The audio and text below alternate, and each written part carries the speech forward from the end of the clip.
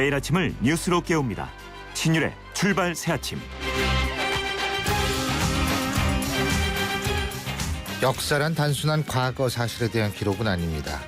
역사란 과거 사실에 대한 해석입니다. 그런데요, 과거 사실조차 인정을 하지 않거나 존재하지 않는 것으로 치부한다면 역사란 없어지는 셈이 됩니다. 지금 일본이 우리에게 일본군 성노예라는 말을 쓰지 말라거나 일본 대사관 앞에 있는 일본군 위안부 소녀상을 철거해달라고 요구하고 있는데요. 이는 분명 있는 사실을 왜곡하거나 존재하지 않게 만들려는 시도라고밖에 볼 수 없습니다. 그런데 일본에게 한 가지 묻고 싶습니다.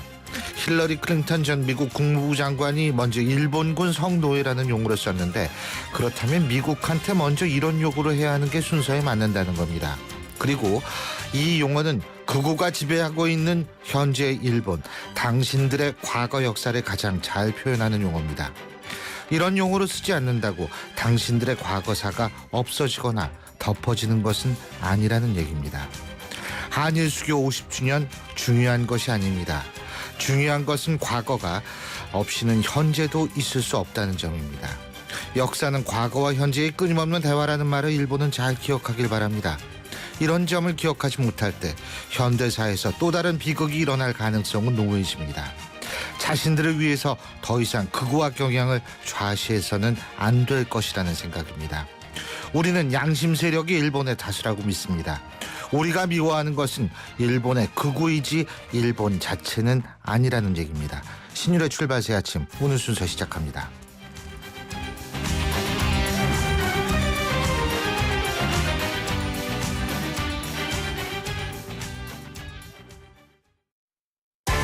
신율의 출발 새아침.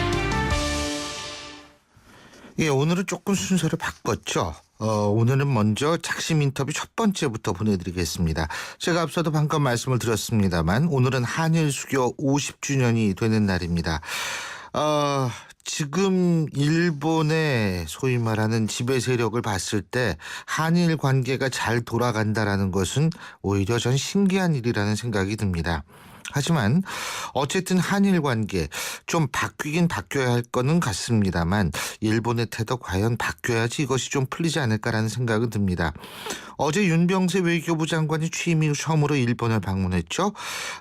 그리고 한일 양국 정상이 자구에서 열리는 수교 50주년 기념식에 오늘 각각 참석할 것으로 보이는데, 이러한 측면 과연 어떻게 바라봐야 하는지 국회 외교통일위원장을 맡고 있는 새누리당 나경원 의원과 알아보겠습니다. 나 위원장님 안녕하세요. 예, 안녕하세요. 예. 오늘이 50주년이에요. 그죠?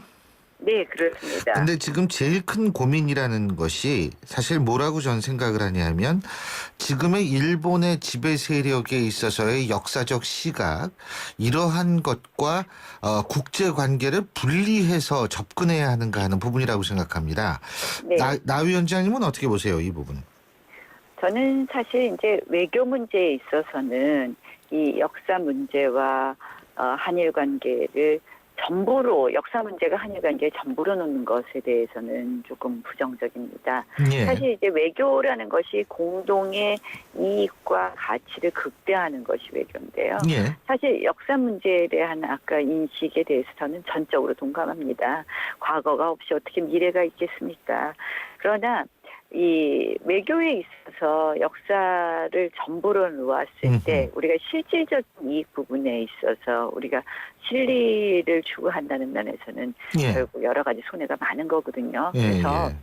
저는 역사 문제를 전치하기보다는, 앞에다 두기보다는 역사 문제와 기타 다른 현안을 정치해야 된다. 예. 결국 역사 문제는 역사 문제대로 우리가 제대로 풀어가야 되고 반드시 짚고 넘어가야 되지만, 또 이것 때문에 모든 다른 관계까지 같이 경색시키는 것은 바람직하지 않다. 예. 결국 우리가 미워하는 것은 일본 자체가 아니라 일본의 지금 이 역사를 왜곡하려는 세력에 대한, 또 역사를 왜곡하는 인식에 대한 문제를 지적하는 거 아닙니까? 그래서 저는 역사가 중요하고 또 역사 문제에 대한 우리가 바른 어떤 관계를 정립하는 것도 중요하지만 같이 우리가 풀어가야 되지 않나. 그래서 투트랙을 계속 주장해 왔었습니다. 예. 근데요. 네. 사실은 이제 일본 아베 정권 같은 경우에 역사에 대한 인식이 문제가 많다라는 건 뭐 누구든 다 알고 있는데 네, 예. 문제는 그러한 인식이 현실 정치에 투영이 되는 경우가 있지 않습니까? 예를 들자면 일본 자위대 문제라든지요. 예? 네. 일본의 소위 말하는 정상국가화라는 그런 이름 하에 이러한 것들도 사실은 일본 지금 현재의 집권 세력의 극우적 역사관이 현실 정치에 이 투영되는 거 아니겠어요? 이런 부분 때문에 우리가 과거 역사를 자꾸 얘기하는 거라고 볼 수는 없는 건가요? 아니 그러니까 우린 과거 역사를 얘기할 수밖에 예, 예. 없죠. 제가 그 얘기를 하지 말자는 예, 것이 예, 물론 아니라 그러시죠. 예, 예, 예. 예. 그 이야기는 계속 우리가 짚고 넘어가야 됩니다. 우리가 미래가 중요하다고 해서 어물쩍 그냥 넘어갈 문제는 아니죠. 그러나 그렇다고 해서 또 역사 문제로 인해서 다른 모든 한일 관계를 경색시키는 것은 바람직하지 않다는 제 말씀이고요. 그래서 지금 이제 한일 관계가 오늘 이제 50주년을 맞는데요. 사실은 우리가 지금 한일 관계가 경색되고 나서 우리가 실질적으로 경제 관계라든지 이런 부분에 있어서 손해 보는 것이 많거든요. 예. 그렇기 때문에 좀 이런 오늘 50주년을 맞아서 양국 정상이 지금 이제 교차 참석하는 것이 아니겠습니까? 그렇죠. 예, 이러한 것을 계기로 해서 어떻게 보면 외교 관계가 또 국민들에게 주는 메시지가 있는데요.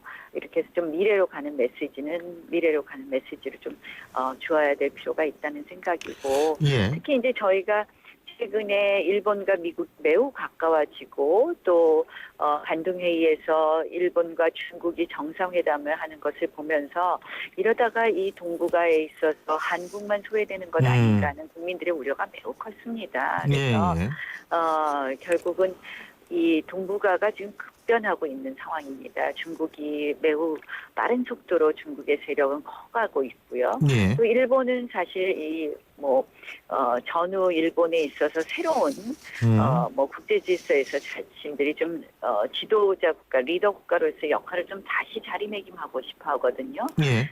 이런 시대에 우리가 혼자 소외되어서는 결국 우리의 실리도 못 찾고 명분도 못 찾을 수 있습니다. 그래서 한일 관계도 좀 미래로 가는 그러한 모습을 보여야 될 것이고요. 예. 그 과정에서 저는 지금 오늘 50주년이 그런 의미에서 중요한 또 메시지를 줄 수 있다고 생각을 합니다. 그러나 예. 물론 앞으로 아베 정부가 8.15 기념사를 어떻게 할 것이냐 좀 넘어야 될 산이 많이 있습니다. 여기에서 계속적으로 우리는 일관된 메시지를 줘야 한다고 생각을 합니다. 예. 그래서 지금 말입니다. 네. 예. 지금 말입니다. 네.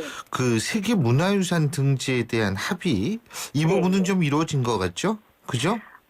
실질적으로 저는 이거는 저희가 정말 지속적으로 노력한 결과라고 생각을 하는데요. 제가 이 세계문화유산의 일본의 근대산업시설을 등재하는 문제는 작년에 국회에서 이미 문제를 제기했었습니다. 예. 그런데 올해 와서 보니까 사실 그동안 외교부가 별다른 노력을 하지 않았더라고요. 그렇게 해서 사실 지난번 세계문화유산 등재위원회의 이 전문가 그룹에서 이것을 등재하는 권고를 하는 그런 결의를 했고 예. 등재하게 되면 권고하게 되면 거의 그 의견을 따라서 의결하게 되어 있거든요. 그래서 저희 국회에서 굉장히 국회도 노력을 많이 했습니다. 외통위에서 이것을 문제 제기를 했으면 물론이고요. 그러자 이제 부랴부랴 외교부에서도 공석 중인 유네스코 대사도 공석을 그냥 놔뒀었거든요. 예. 공석 중인 유네스코 대사를 바로 선임을 했고 임명을 했고 저희가 이제 국회 외통위 차원에서는 제가 이제 외통위원장으로서 각국의 외교위원장들에게 이 협조 서한을 보냈습니다. 이 관련 위원국이 30개국인데요. 협조 서한을 보냈고 우리 외통위의 의원님들이 4개 팀으로 나눠서 지금 관련 위원국들을 방문하고 오셨거나 지금 방문 중이십니다. 그래서 최근에 이제 박상원 의원께서 귀국해서 하시는 말씀이 일본하고 매우 가까운 페루 같은 경우도 그러면 우리가 한일이 협의하지 않으면 여기에 대해서 저희가 절대 찬성하지 않겠다고 그렇게 이야기를 했다고 합니다. 그래서 이러한 여러 가지 노력이 합쳐지면서 일본도 일본 의사만으로 일본 마음대로 등재할 수는 없다라는 것을 좀 깨달은 것 같습니다. 예. 근데 이렇게 그 강제징용 시설을 세계 문화유산이라는 이름으로 등재하려는 시도 자체도 아주 독특해요. 제가 볼 때는. 예? 그러니까 이제 그 7군데가 뭐냐면요. 저도 처음에는 그냥 사안에 대해서 너무 좀 어안벙벙했는데요. 보니까 23개 근대 산업 시설을 다 등재하겠다는 거였고요. 예. 그중에서 이제 7개 산업 시설이 저희 강제징용대에서 우리 조선인들이 강제징용 노동을 한 곳입니다. 그래서 이 23개 근대 산업시설을 갖다 또 일본이 얼마나 교묘하게 등재하려고 했냐면 19세기 말부터 20세기 초를 의미하는 것이다. 이렇게 등재를 하겠다고 했습니다. 그래서 제가 이 현재 근대산업시설인데 그 근대산업시설의 의미는 19세기 말부터 20세기 초기 때문에 강제징용된 시기는 포함하지 않은 것이라고 주장을 하는 거예요. 그래서 제가 역사라는 것이 발췌할 수 없고 보고 싶은 것만 볼 수 있는 것이 아니다.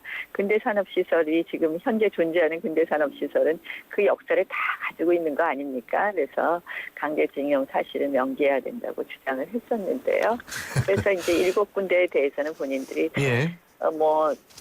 지금 이제 세계적인 그 국제문화유산에 관한 그 국제기념물 유적 협의회 이제 자문기구거든요. 유네스코의 자문기구에서도 전부 등재해야 된다 이런 이야기를 했고 역사의 일부분만 등재할 수 없다는 취지로 권고를 했고 또 다른 관련 위원국들도 이것이 그냥 일본의 주장이나 한국의 주장 이런 식으로 그러니까 일본의 주장대로 받아들일 수는 없다 이런 식의 의사를 표명하자 저희하고 협의를 하게 되는 것 같습니다.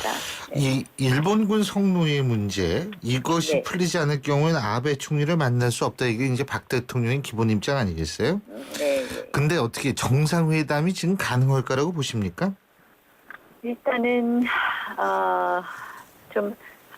이제 그 문제가 어떻게 풀리느냐는 결국 8.15 아베 기념사가 가장 그 관건이라고 생각을 합니다. 그 문제에서 과연 일본이 어느 정도의 우리가 요구하는 사죄와 그리고 배상 문제를 어떻게 해결하느냐가 관건이라고 생각을 하는데요.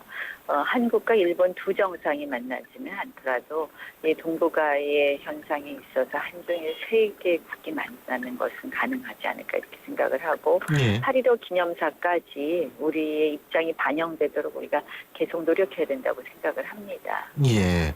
자 그리고 외교 일본 좀 답답하지 않으세요? 전 일본을 보면서 좀 답답하고 안타깝더라고요. 예, 답답하죠.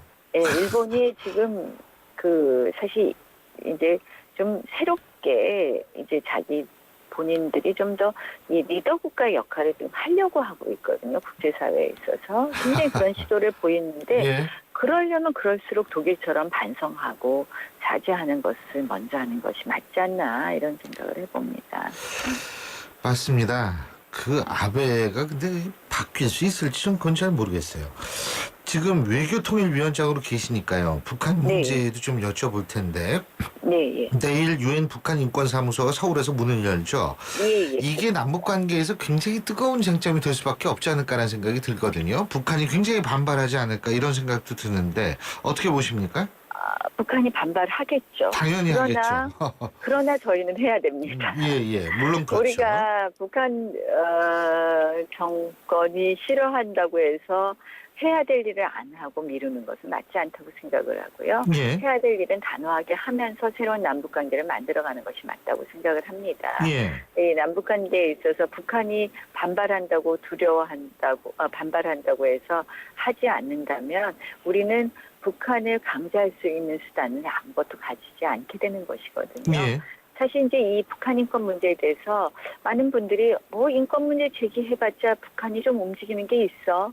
우리가 실효적 지배를 못하고 있는데 어떤 강제성이 있어 이런 이야기들을 하시는 분들이 계십니다. 그러나 사실 유엔에서 끊임없이 대북 인권 결의안을 채택하고 국제사회에서 이런 목소리를 낸 다음부터 이후부터 북한이 변하기 시작했어요. 어떤 부분이 변했느냐.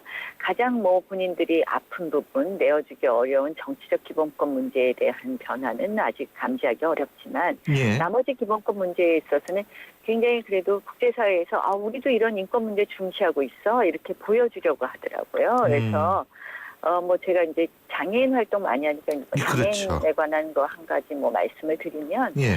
북한이 원래 이 패럴림픽 장애인 올림픽에 한 번도 참여조차 안 했었습니다. 우린 장애인이 없는 나라다 이렇게까지 주장했었거든요. 평양에 못 살게 하고 그랬잖아요. 예. 그랬죠. 그랬는데 얼마 전에 있는 런던 패럴림픽에서 예. 처음으로 장애인을 참여시켰거든요. 예. 런던 패럴림픽에 처음으로 대표단을 파견했습니다. 이러한 예. 것이 뭐냐. 그리고 장애인 인권 부분에 있어서는 굉장히 여러 가지 지금 노력을 많이 하고 있어요. 그래서 결국은 우리가 끊임없이 인권 문제를 제기하는 것이 북한 사회를 조금씩 변화시킬 거라고 생각을 하고요. 그런 면에서 저는 내일 서울인권사무소 개소에 많은 기대를 하고 있고요. 결국 우리가 통일을 하거나 이런 거에 궁극적 목적은 우리 북한 주민들의 삶이 더 좋아지게 하는 거 아닙니까? 그래서 그 노력을 게을리할 수는 없다고 생각하고 그런 의미에서 이제 저희 상임위에서 북한인권법을 빨리 통과시켜야 되는데요. 아직까지 이 부분이 제대로 좀 합의가 안 되고 있습니다. 이 북한인권법 통과에 대해서 이 새정치민주연합 쪽은 삐라 문제를 연결시켜서 삐라 문제를 금지하는 법안을 만들어 달라는 취지의 주장을 자꾸 하시는데요. 삐라 문제하고 이 북한인권법 문제는 별개의 문제로 다루는 것이 맞다고 생각을 하거든요. 그래서 조금 그런 부분이 안타깝습니다. 그러니까 빨리 상임위에서 합의를 해서 북한인권법을 통과시키도록 노력하겠습니다. 알겠습니다. 오늘 말씀 잘 들었습니다. 고맙습니다. 예, 고맙습니다. 예, 지금까지 국회 외교통일위원회 위원장이시죠. 새누리당 나경원 의원이었습니다. 차 조심, 길 조심. 조심할 게 와 이래 많노. 조심할 게 참 많은 아이들의 등하굣길을 위해 삼성화재가 안전키트를 지원하고 있습니다. 어린이가 곧 모두의 희망이니까요. 봄이 왔어요. 당신의 봄, 삼성화재. 신율의 출발 새 아침 1부 순서는 여기서 줄입니다. 잠시 뒤 2부에서 뵙죠. 국민권익위원회는 공공부문의 우월적 지위 및 권한을 남용한 부패 행위에 대해 5월 11일부터 100일간 특별 신고 기간을 운영합니다. 첫째, 인허가 및 계약 과정에서의 권한 남용. 둘째, 정보 및 편의 제공의 대가를 요구하는 등 감독 단속 권한 남용. 셋째, 허위 계약서 묵인, 인건비 미지급 등 예산 및 회계 권한 남용. 넷째, 각종 인사권 남용으로 인한 부패 행위 모두가 신고 대상입니다. 신고는 청렴신문고, 부패 공익침해신고센터 등 온오프라인과 모바일 앱을 통해 신고 상담은 국번 없이 120이나 1398로 가능합니다. 여러분의 적극적인 참여가 공정하고 평등한 대한민국을 만듭니다. 이 캠페인은 국민권익위원회가 함께합니다. 소통의 아침을 여는 공정한 목소리. 신율의 출발 새 아침.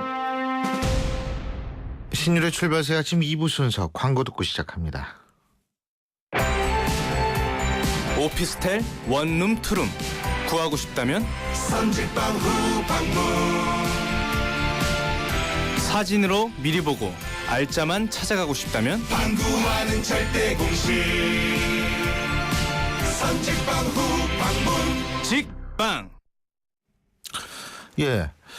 지금 7시 33분 44초 지나고 있는데요. 오늘 아침 월요일 아침에 교통 상황 알아보겠습니다. 박화영 캐스터. 네, 신율의 출발새 아침 교통정보입니다. 월요일이라 평소보다 빠르게 정체가 시작됐고요. 곳곳으로 정체가 일찍 시작된 만큼 길게 밀립니다.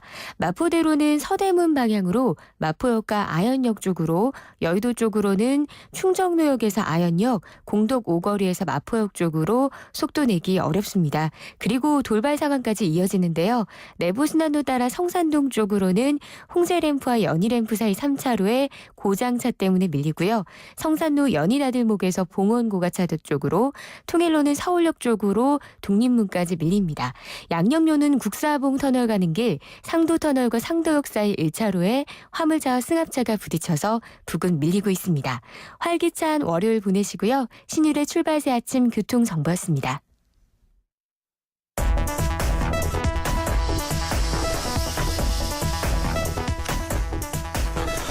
촌철살인 헤드라인입니다. 오늘도 이숙현 시사 칼럼니스트 함께하겠습니다. 어서 오십시오. 네, 안녕하세요. 예, 자 오늘 먼저 첫 번째 헤드라인부터 알아보죠. 어떤 얘기죠? 28입니다. 28. 네. 예, 이거 바뀌었다고 지금 얘기를 처음 들었는데 28이 무슨 뜻입니까? 일단 그 메르스가 지난 주말 사이 잠시 주춤해지는 그런 예. 분위기였는데요. 이 보건당국은 잠복기의 2배 기간 동안에 이 신규 환자가 없어야지만 종식 선언을 할 수 있다 이런 입장을 밝혔습니다. 예. 그러니까 지금은 잠복기가 14일로 알려져 있지 않습니까? 예. 그래서 그 2배인 28일이 지나야지만 우리나라에서 메르스가 끝났다 이런 걸 공표할 수 있다는 겁니다. 예. 질병관리본부의 정은경 센터장이 어제 브리핑을 하셨는데요. 지금은 종식 단계를 논의할 단계는 아니라면서도 이 국내 전문가와 세계보건기구 전문가의 의견을 받아서 그 기준에 대한 논의를 시작한 상태라고 밝혔습니다. 실제 그 세계보건기구 같은 경우는 지난달 초에요. 이 라이베리아에서 에볼라 종식을 선언하지 않았습니까? 예. 그 에볼라 잠복기는 21일인데요. 이 점을 고려해서 당시에도 잠복기 2배, 그러니까 42일이 지난 뒤에 이 종식을 선언했다고 합니다. 그렇군요. 근데 어쨌든 속도는 줄고 있어요. 네. 근데 중요한 것은 이 소위 말해서 추가 확진자가 나오지 않다가 어제 3명이 또 추가적으로 나오지 그렇죠. 않았습니까? 네. 그죠? 일단 추가 확진자는 20일을 현재로 보면은 169명이고요. 예. 사망자는 또 한 명 들어서 25명으로 증가했습니다. 음. 그래서 지금 이른바 치사율 14.8%까지 치솟고 있는데요. 예.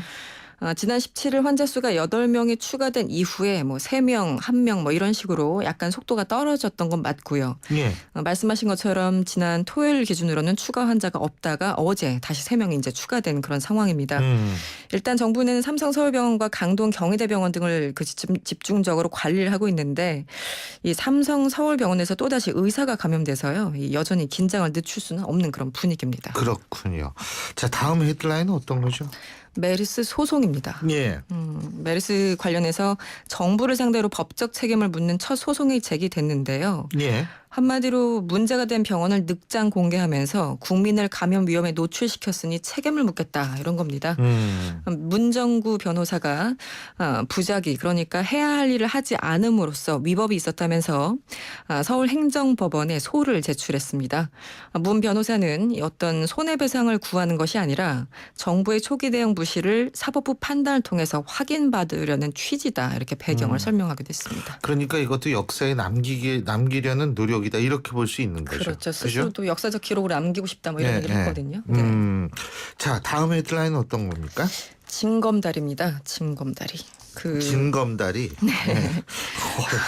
예. 박근혜 대통령이 오늘요. 이 한일 수교 50주년 일본 주최 리셉션에 참석을 하죠.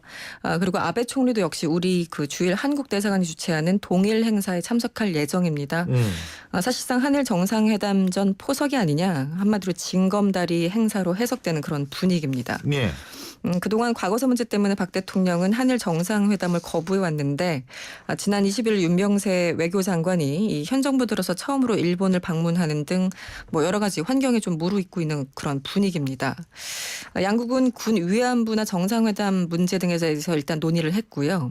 특히 일본이 추진하는 산업혁명시설의 그 유네스코 세계유산 등재 추진과 관련해서 사실상 한국인 강제징용 사실을 명기하는 데 합의한 것으로 전해졌습니다. 예. 근데 저는 사실 이게 이해가 안 가요. 좀 아까 이제 나경원 통일위원장하고도 제가 인터뷰를 했는데 이게 이제 나 위원장께서도 맨 처음에 이게 참 좀 어안이 벙벙할 정도로 기가 막힌 일이었다. 네. 네? 그런 말을 했는데 제가 이게 좀 이해가 안 가는 게 일본이 산업혁명을 전 세계적으로 처음 시작한 나라라면 이게 문화유산이 될 거예요. 제가 그렇죠. 볼 때는. 그렇죠. 네? 네. 그런데 이 산업혁명이라는 게 18세기 말에 영국에서 시작되지 않습니까? 네. 이게 전 유럽에 다 퍼지는 데는 100년이 훨씬 넘는 시간이 걸렸어요. 그러니까 네. 뭐 영국에서 산업혁명이 한번 일어나가지고 쫙 그게 그 다음엔 뭐 독일 뭐 스위스 이렇게 퍼진 게 아니라 네. 100년이 넘는 시간이 걸렸거든요. 네, 상당 기간 동안. 상당 네. 기간.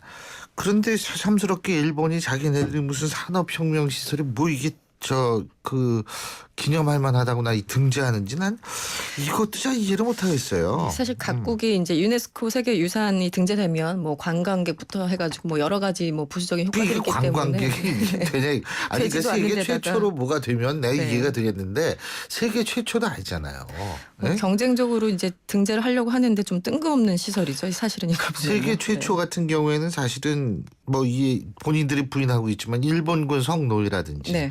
이런 극악무도한 일은 세계 최초가 좀 있을 것 같아요. 제가 볼 때는. 예? 맞습니다. 근데 참 네. 아유 난 이게 진짜 이해가 안 되더라고요. 자 다음 헤드라인 어떤 겁니까? 5번째 호남 장관, 뭐 뒤에는 아직 물음표는 달아야 될 텐데요. 법무장관 네. 내정자 얘기입니다. 아직은 인사청문회를 통과하지 않았으니까요. 청와대가 어제 발표했습니다. 이 박근혜 대통령이 황교안 신임 총리의 제청을 받아서 법무장관의 김현웅 고검장을 내정했다고 밝힌 겁니다. 예. 청문회를 통과한다면 현 정부 들어서 5번째 호남 출신 장관이 될 예정인데요. 예. 앞서서 기억하시겠죠? 현 정권 들어 초에 이 보건복지부 장관을 했던 진영 당시 장관 예. 그리고 김관진 국방부 장관 등에 이어서 5번째입니다. 또 하나 주목되는 거는 기수인데요. 지금 김진태 검찰총장이 14기고 이 내정자가 16기입니다. 예. 한마디로 기수가 2개 낮은 후배 검사가 이제 장관으로 직행할 수 있는 가능성이 열렸는데 이 기수 역전 현상 이걸 어떻게 바라봐야 될까 뭐 여러 가지 해석이 나오고 있습니다. 보통 후배가 자신보다 더 높은 자리에 오게 되면은 이제 옷을 벗는 게 검찰 관행 아닙니까? 예. 네, 그래서 김진태 총장 임기가 근데 올해 말이기 때문에 아무래도 좀 끝까지 가지 않겠느냐 이런 얘기가 나오고 있습니다. 근데요, 이 박근혜 대통령이 기수 파괴하는 거, 전 이거 아주 잘하는 일이라고 생각합니다. 네, 저도 동의합니다. 예, 네. 왜 그러냐면 이것은 소위 말해서 검찰 측에 있어서의 어떤 검찰하고 외교부하고 이게 이 뭐라 그러나 서열 문화가 네. 굉장히 센 데가 있지 않습니까? 그렇죠. 근데 사실 이 서열 문화를 그러면은 이게 온전시킬 정도로 좋고 그 아름다운 미풍양속이냐? 그건 전 아니라고 보거든요. 그래서 저는 박근혜 대통령이 이렇게 자꾸 기수 파괴하면서 능력 있는 사람 끌어쓴다. 네. 그건 저는 아주 좋은 일이라는 생각이 들어요. 그렇습니다. 예. 네. 자, 다음 헤드라인 어떤 겁니까? 낙동강 10입니다. 예. 지금 땅은 갈라지고 강은 썩어 들어가고 있습니다. 지난 21일 어선 20여 척이 낙동강 하구뚝 인근에서 2시간 가까이 시위를 진행했는데요. 예. 이 어민들은 이 낙동강에 설치된 대형 보 그리고 하구둑으로 인해서 이 예. 어류 집단 폐쇄가 계속 늘어나고 있다. 대책을 마련해달라 이렇게 정부에 촉구하고 있었습니다. 어민들이 지난달 30일부터요. 이 낙동강 하류에 설치한 500개 이상의 통발을 확인했더니 예. 어류의 70% 이상이 폐사한 것으로 나타났다고 주장하고 있는 그런 상황입니다. 예, 그렇군요. 예, 어류의 70% 이상이 폐사를 했다. 가뭄도 가뭄이고. 근데 이게 옛날에 4대강 할 때 말이에요. 네. 예? 가뭄 가뭄 맞고 홍수 막는다 맞고. 그랬는데 가뭄을 지금 이게 사실 지금 위력을 발휘해야 되는 게 정상이거든요. 그렇죠. 예. 거의 재앙 수준입니다. 지금. 근데 이게 네. 녹조만 자꾸 발생을 하니 이게 녹조는 어류가 아닌 건 확실한 것 같은데, 그죠? 네, 그렇죠. 예, 오늘 말씀 여기까지 듣겠습니다. 고맙습니다. 네, 감사합니다. 예, 지금까지 이숙현 시사 칼럼니스트였습니다. 신율의 출발새 아침 오늘 순서 시작합니다.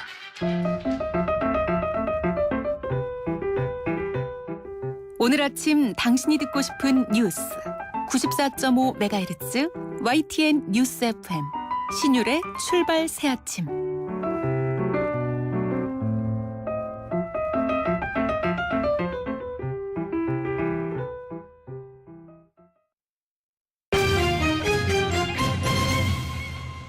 경제 뉴스 알아보겠습니다. 최요한 경제평론가 전화 연결돼 있습니다. 안녕하십니까?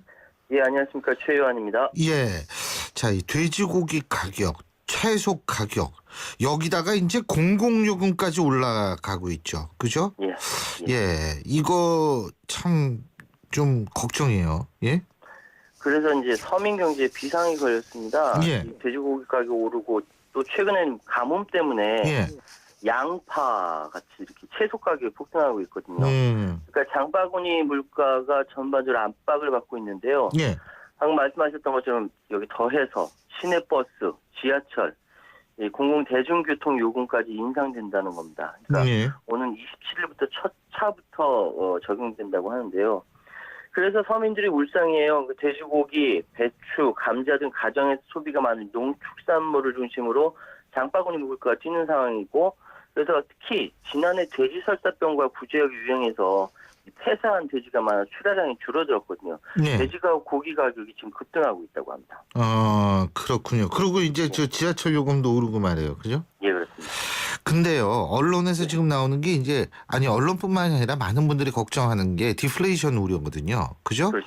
디플레이션이라는 건 저물가 저성장인데, 네. 이게 저물가인데 이게 왜 그런 건 오르는 거죠? 이게 어떻게 된 거예요, 이게? 이게 예? 그러니까 지표는 저물가인데 네. 체감은 고물가라는 거죠. 예, 그게 웃기는 거죠. 근데, 예. 예.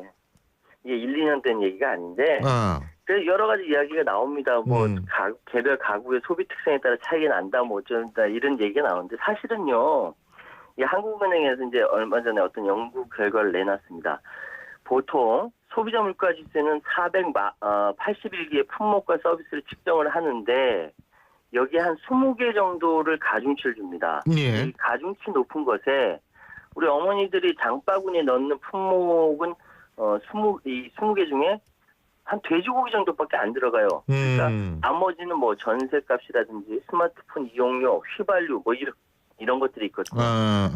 그러니까 정작 장바구니에 들어가는 이거는 이제 제대로 가중치가 안 들어가다 보니까 체감은 높아졌는데 실제로는 이제 지표로는 낮은 거죠. 1월 조사를 보니까 소비자 물가는 0.8%, 체감 물가 지수는 3.3%, 4배 차이가 나는 거거든요.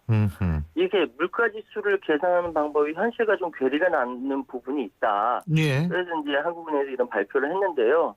이런 소비자 물가도 그렇고 체감 물가 지표도 좀 이렇게 좀 현실적으로 좀 바꿔야 되지 않을까, 개인적으로 그런 생각이 드네요. 그렇군요. 예. 어쨌든 이게 체감 물가는 올라가고 지표는, 그러니까 지표 물가는 올라가지 않는다는 거. 이게 체감 물가 올라가면 사실은 사람들이 소비를 더 줄이게 되거든요. 그렇게 되면은 아무래도 이게 저물가 저성장이라는 디플레이션 우려가 현실화되지 않을까라는 그런 걱정이 더 좀 가속화되지 않을까라는 걱정도 돼요. 네, 항상 나옵니다. 그렇죠. 그리고 여기다가 저금리 후폭풍도 상당히 거세죠. 그죠? 근데 이 기준금리 한국은행이 내리니까 이 예금은행들이 가계와 기업 등에 빌려준 대출금 총액, 이것도 굉장히 늘어나고 있는 모양이에요. 예? 예, 싸니까 돈은 빌리고 보자는 거죠. 예. 그렇죠. 이 대출금 총액이 지금 1,300조 원대를 돌파했다고 합니다. 예. 이게 은행의 회사채, 기업, 어음 등 유가증권 보유의 외화 대출 등 합친 민간 부분은 1,500조가 넘었다, 이런 얘기도 있어요. 예. 그러니까 이제 한국은행에 따르면은 예금은행의 대출금이 모두 1,302조 4,078억. 어마어마한데요. 기업 빚이 약 700조 원, 그리고 가계 빚이 약 600조 원 정도로 추산이 됩니다. 예. 보니까 지난 1월 달만 봐도 한 달 동안 8조 원이 증가하고요. 2월 달은 9조 원 증가, 계속 가파르게 상승하고 있거든요. 예. 전체적으로 보면 작년 8월 1일 한국은행이 기준금리 인하하기 전과 비교해 봤을 때 한 11개월 동안 104조 4천억 원 늘었습니다. 그렇군요. 이게 만약에 이제 대출 증가가 해당 부분의 유동성을 늘리기 때문에 이제 경기 회복을 뒷받침한다, 이런 긍정적인 효과를 나올 수 있지만, 예. 금리가 올라가거나 사업이 부실해서 대출 상황에 문제가 생기면 이건 금융권 부실로 연결되거든요. 그럼요. 미국 금리 인상 예정돼 있는데 이게 참 걱정입니다. 예. 참 그게 정부에서 관계부처가 참여한 협의체에서 가계부채 관리 강화 방안을 마련한다, 내달 중 구체적 방안을 발표한다라고 얘기하는데 정말 걱정은 걱정입니다. 이거 진짜 걱정이에요. 이거 시한폭탄일 수도 있는데. 또 전국 휘발유 판매 가격이 8주 연속 오르면서 1,400원대 휘발유를 판매하는 주유소가 자출을 감췄다.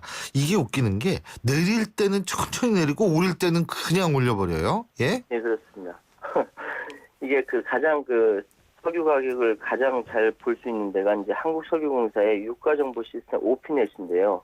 전국 평균 휘발유 가격이 1,583.64원입니다.